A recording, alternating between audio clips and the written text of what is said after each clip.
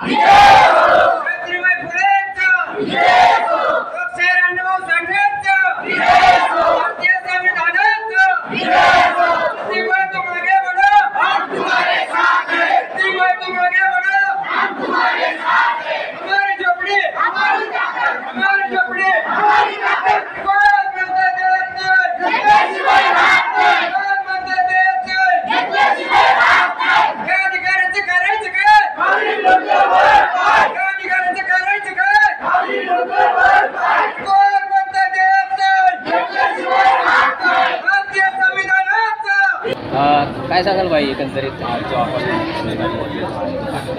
अधिकाऱ्यांशी आपण भेटला आहे त्यांनी काय त्यांनी काय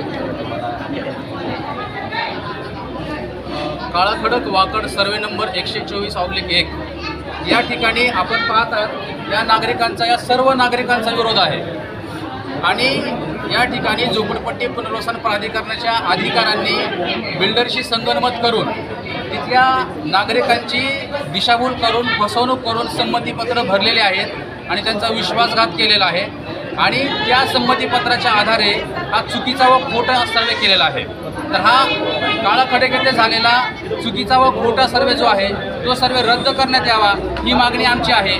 या मागणी संदर्भात आम्ही मागच्या 1-2 महिन्यापासून झोपडपट्टी पुनर्वसन प्राधिकरणाचे मुख्य अधिकारी निलेश गटणे साहेब यांना पत्रव्यवहार केलेला आहे, परंतु आज तागायत त्यांनी आम्हाला कसल्याही प्रकारचं आश्वासन दिलेलं नाही आहे किंवा त्याच्यावरती त्यांनी काही ऐकलेलं सुद्धा नाही आहे। 800 नागरिकांनी या ठिकाणी हरकती नोंद केलेल्या आहेत, त्या हरकतीवरती सुद्धा साहेबांनी सुनावणी घेतलेली नाही आहे, परंतु बिल्डरच्या बाजूने सगळं गटणे साहेब काम करत आहेत, ते कायद्याच्या बाजूने काम करत नाही आहेत। त्याच्यामुळे आमच्या जे काळा खडकचा जो सर्वे झालेला आहे तो सर्वे तात्काळ रद्द करावा अशी आमची पहिली मागणी आहे।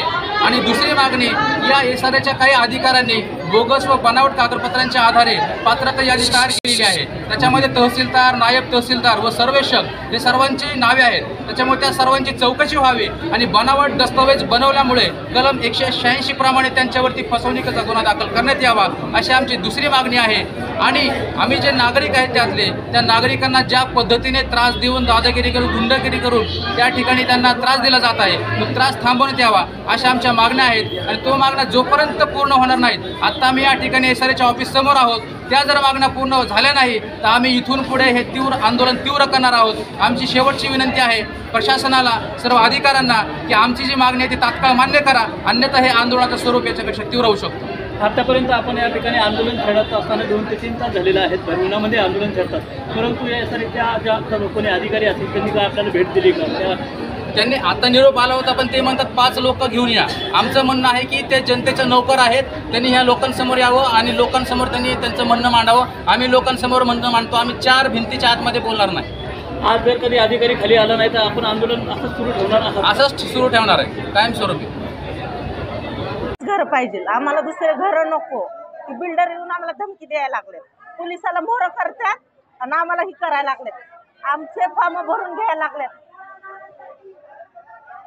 आमचे फॉर्म भरून घ्यायला लागलेत असं जोर जबरदस्ती करून आणि पोलिसला येऊन त्याची सर्व्हिस केलेत। आता आम्ही काय करायचं गरीब लोक, आम्ही घर काम करतो, आम्ही तवा काम करून पोट भरवतो घरात। आता आम्हाला घर नाही कुणाला द्यायचं, आम्हाला हाय तिथंच पाहिजे, काय नको आम्हाला मागणी काहीच नाही, आमचे काय नाही पाहिजे, घरच पाहिजे आम्हाला, काहीच नाही कसलं ती हाय तीच पाहिजे आम्हाला। आम्ही ती थोडं पैसे जमा करून ती घर बांधलेलं आहे, आता थोडं कुठं चांगलं झालंय आमचं घर, आम्हाला हाय तीच घर पाहिजे, आम्हाला काहीच नको, मागणी आमची काहीच नाही, आम्ही मोठ्या सोसायटी नाही मागत। पहिल्या झोपड्या होत्या, आम्हाला पहिलं कुणी उठवलं नाही, आम्हाला म्हणली नाही ती तुम्ही उठा म्हणून। आता सगळ्यांनी घरदार चांगली पक्के घर सगळ्यांनी बांधलेत, पण आता म्हणतात की तुम्हाला झोपडी उठवायचं, आम्हाला मग तुम्हाला द्यायचं असेल ना मोदीची सरकारची आहे ती ना ती घर द्या मग म्हणावं। आपल्या ज्या एसआरए अंतर्गत झोपडपट्टीचं पुनर्वसन आहे त्यात काळा खडक वाकड येथील जे नागरिक आहेत त्यांचा आरोप आहे की आमचे जे फॉर्म आहेत ते दमदाटी करून भरण्यात आले आणि दुसरी गोष्ट आपल्या एसआरएची काय भूमिका असेल यामध्ये? आपल्याला मी एक सांगू इच्छितो की काळा खडक ही पिंपरी चिंचवड क्षेत्रातली विस्तीर्ण अशी मोठी झोपडपट्टी आहे, साधारणपणे 11.5 एकर असं त्याचं क्षेत्र आहे, म्हणजे 46,500 चौरस मीटर क्षेत्रावरती पसरलेली ही झोपडपट्टी आणि त्यामध्ये एक मोठा DP रोड महापालिकेचा जात आहे आणि तो DP रोड विकसित करण्यासाठी या झोपडपट्टीचं तातडीने पुनर्वसन करणंही आवश्यक आहे। या संदर्भातला जो प्रस्ताव आहे तो जय एंटरप्राइजेस या विकसकांनी आमच्याकडे 2012ला सादर केलेला आहे। त्याच वेळेला त्याच्याशी संबंधित संमतीपत्रसुद्धा त्यांनी सादर केलेली आहे आणि ही जागा त्यांनी न्यायालयातून एक प्रक्रियेद्वारे मिळवलेली आहे। जागा मालक जो असतो त्याच्यामार्फतच योजना राबवली जाणं हे प्राथम्याची बाब असते, कारण जागा संपादनाचा विषय त्यातनं शिल्लक राहत नाही। आता जर पुन्हा लोकांचं म्हणणं असं असलं की आमचं संमतीपत्रक आम्हाला दिशाभूल करून मिळवलं आहे किंवा चुकीच्या पद्धतीने मिळवलं आहे, तर ही बाब दिवाणी न्यायालयाच्या अखत्यारीत जाते, त्यात प्रशासकीय स्तरावरती त्याची छाननी होत नाही। मात्र माझं आव्हान लोकांना असं राहील की ही राज्य शासनाची खूप महत्त्वाकांक्षी योजना आहे आणि ह्या योजनेद्वारे आपल्याला आपलं जे काही अनियमित असं जे काही सध्याचं स्ट्रक्चर आहे, जिथं कुठल्याही प्रकारच्या नागरी सुविधा सहजासहजी नीट मिळत नाहीत, त्याऐवजी आपल्याला एक 300 स्क्वेअर फीटची चांगली सदनिका मिळणार आहे आणि तुमचं स्वतःचं हक्काचं मालकीचं घर होणार आहे। तुमचा जो स्तर आहे आर्थिक स्तर पण नक्कीच उंचावला जाणार आहे आणि पुढच्या पिढ्यांनाही त्याचा फायदा होणार आहे। त्यामुळं योजनेला विरोध करताना फक्त योजनेत कुणाची फसगत होता कामा नये, कुणाला चुकीचं कुणाची पात्रता यादीत चुकीचं नाव येता कामा नये किंवा पात्र असूनही अपात्र होता कामा नये, याची आपण दक्षता नक्की घ्यायला पाहिजे। पण योजना ही राबवली पाहिजे आणि योजना ही बहुसंख्य झोपडीधारकांनी सादर केलेल्या प्रस्तावाच्या अनुषंगानेच राबवली जात आहे। त्यामुळं माझं आपल्या निमित्ताने सर्वांना आव्हान आहे की कृपा करून योजनेत दोष काही असले तर ते जरूर मांडा, पण योजना आम्हाला राबवायची नाही अशी भूमिका आपण घेऊ नका, त्यातून सगळ्यांचंच पुनर्वसन लांबणीवर पडेल। काही लोक कुठलाही निर्णय आपण घरातसुद्धा घेत असताना प्रत्येक निर्णयात सहमती होत नसते, त्याचप्रमाणे हा तर विस्तीर्ण साधारण 1300-1400 लोकांचा हा प्रश्न आहे, त्यात काही लोकांचा याला विरोध असणं स्वाभाविक आहे, पण बहुसंख्य लोकांची याला सहमती आहे, हे विचारात घेऊन योजनेला सहकार्य करावं अशी विनंती आहे। सर, पिंपरी चिंचवड शहरामध्ये अशा अनेक झोपडपट्ट्याचं आपण या अंतर्गत पुनर्वसन करतोय, परंतु अनेक 14 ते 15 झोपडपट्ट्या ह्या SRA प्रकल्पाला विरोध करत असलेल्या निदर्शनात येते। नेमकं काय कारण असावं? ह्याचं नेमकं कारण म्हणजे बऱ्याच वेळा या झोपडीधारकांपर्यंत त्यांच्यासाठी काय योजना राबवली जाते हे पोचत नाही किंवा त्यांना पोचलं गेलं तरीसुद्धा त्यांचे जे काही ते ज्यांना मानतात अशा लोकांकडनं त्यांना काही वेगळ्या पद्धतीने सांगितलं जातं आणि त्यामुळं आता मोठ्या प्रमाणात योजना मार्गी लागत आहेत हे सुद्धा आपण चित्र बघायला पाहिजे। काही अल्प ठिकाणी तुम्ही म्हणता तसं योजनांना विरोध लोकांचा होतोय हेही खरं आहे, पण जास्तीत जास्त विकसक जर आज पुढे येत आहेत आणि जर त्या ठिकाणी यांना 300 स्क्वेअर फीटची स्वतःच्या मालकीची सदनिका मिळणार आहे, ज्यावरती वेळप्रसंगी तुम्हाला लोनसुद्धा उभारणी करणं शक्य होणार आहे आणि सर्वार्थाने तुमचं अनियमित स्वरूप जे आहे ते पूर्णपणे अधिकृत असं स्वरूप जर होणार आहे तर सर्वांनी या योजनांमध्ये सहभाग नोंदवायला पाहिजे।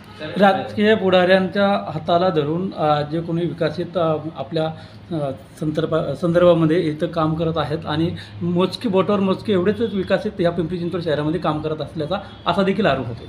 नाही, अशी परिस्थिती तर नाही, कारण विकसक जवळपास 400च्या आसपास विकसकांची नोंदणी आमच्याकडे झालेली आहे आणि आज पिंपरी चिंचवड परिसरात सुद्धा साधारणपणे 25 ते 30 विकसकांच्या योजना आज चालू आहेत। वेगळ्या वेगळ्या ठिकाणी आम्हाला योजना चालू दिसत आहेत। आता शेवटी ही योजना जी आहे ती झोपडीधारकांच्या संमतीने योजना होते आणि त्यांच्या विश्वासाने जो विकसक आहे त्याच्यामार्फतच होते, त्यामुळं विकसक आणि झोपडीधारक यांचं नातं ह्यात जास्त महत्त्वाचं आहे। विकसित असं झोपडीधारकांचा असा देखील आरोप आहे की विकसित जे काही व्यक्ती असेल आणि SRAचे जे काही अधिकारी असतील संगनमताने जे काही SRAची योजना राबवतात असाही आरोप होत असतो। आता मुळात अशा प्रकारचे मोघम आरोप करणं आणि असे गोष्टी मांडणं ही फार सोपी गोष्ट आहे, पण ह्या योजनेचं मॉडेलच ते आहे, विकसकामार्फतच योजना राबवायची। त्यामुळे झोपडपट्टी पुनर्वसन प्राधिकरणाला ज्या विकसकाचा प्रस्ताव योग्य आहे त्या विकसकाला सर्व प्रकारचे सहकार्य करणं आणि त्याला परवानग्या देणं हे गरजेचंच असतं। त्यामुळं कुठलाही विकसक जो कोणी येईल त्या विकसकाला जर आम्ही सहकार्य नाही केलं तर तो विकसक ती योजना राबवणार कशी?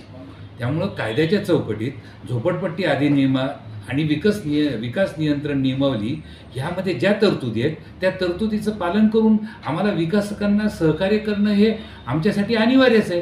कारण प्राधिकरण म्हणून स्वतंत्रपणे योजना राबवलीच जाणार नाही आहे, विकसकामार्फतच योजना राबवली जाणार आहे. पिंपरी चिंचवड शहरामध्ये अनेक झोपडपट्ट्यांचं एसआरए अंतर्गत पुनर्वसन झालं. ते मोठ्या झोपडीधारकांना ते तिथं ज्या काही सुविधा आहेत, पाणी असेल आणि अनेक लिफ्ट असेल, अशा अनेक प्रकाराचा सामना करावा लागतोय. तर या संदर्भामध्ये काही आपण म्हणजे कमी मजल्याच्या इमारती अशा काही उभ्या करण्यासाठी यात राज्य शासनाने चांगली भूमिका घेतलेली आहे आणि सध्या नवीन जी विकास नियंत्रण नियमावली आपली मंजूर झालेली आहे त्यानुसार योजना पूर्ण झाल्यानंतर 5 वर्षासाठी तिथलं लिफ्ट, वॉटर सप्लाय, सॅनिटेशन वगैरे जे काही अनुषंगिक बाबी आहेत त्याची जबाबदारी आता डेव्हलपरवरती टाकण्यात आलेली आहे. त्यामुळं 5 वर्षाच्या कालावधीत सर्व झोपडीधारकांनी आता आपल्याला ज्या सदनिका मिळाल्या आहेत त्याप्रमाणे त्यात कॉन्ट्रीब्युशन काढून जर 200 ते 300 रुपये जर त्यांचं दरमहाचं कॉन्ट्रीब्युशन काढलं तर त्यांची व्यवस्था ही चांगल्या पद्धतीने पुढील मार्गी लागू शकते असा अनुभव आहे आणि त्यासाठीची पावलं उचललेली आहेत. काही ठिकाणी ते लिफ्टच बंद आहेत ना. हो ना, मग आता हे प्रश्न जुन्या योजनांच्या बाबतीत काही ठिकाणी निदर्शनास आले, पण सहकारी संस्था स्थापन करून जसं त्या इमारतीचा ताबा त्या संस्थेकडे दिला जातो तसं त्या सहकारी संस्थेनेच त्या गोष्टीचे पालन करायचं आहे. म्हणून गव्हर्नमेंटनी आता प्रति सदनिका 40,000 रुपये त्यांचं डिपॉझिटसुद्धा नव्याने, कॉर्पस फंडसुद्धा नव्याने निर्माण केलेलं आहे. ती रक्कम प्राधिकरणाच्या आमच्या ऑफिसमध्ये जमा केली जाते, त्याशिवाय कंप्लिशनच दिलं जात नाही. आणि त्या रकमेतनं जे व्याज येतं ते व्याज, त्याशिवाय अजून काही कमी रक्कम पडली तर 100-200 रुपये दर महिन्याचं कॉन्ट्रीब्युशन असं जर केलं तर त्या इमारतीचं चांगलं व्यवस्थापन होऊ शकतं. शासनाच्या तर्फे 370 जे आहे ते 300 स्क्वेअर फीट दिले जातं, मात्र विकासक जास्त स्क्वेअर फीट जे आहे झोपडीधारकांना त्यांना देऊ शकतं का? शासनाने 300 स्क्वेअर फीट कार्पेट एवढाच त्याला निकष दिलेला आहे. त्यामुळं त्याच्यावरती कुठलाही विकसक करणार नाही, कारण त्याला जो लाभ मिळणार आहे तो 300 स्क्वेअर फीटच्याच क्षेत्रापर्यंत मिळणार आहे. त्याच्या पुढं जरी बांधलं कुणी तर त्याचा लाभ हा 300च्या पर्यंतच मर्यादित आहे. Okay, thank you sir.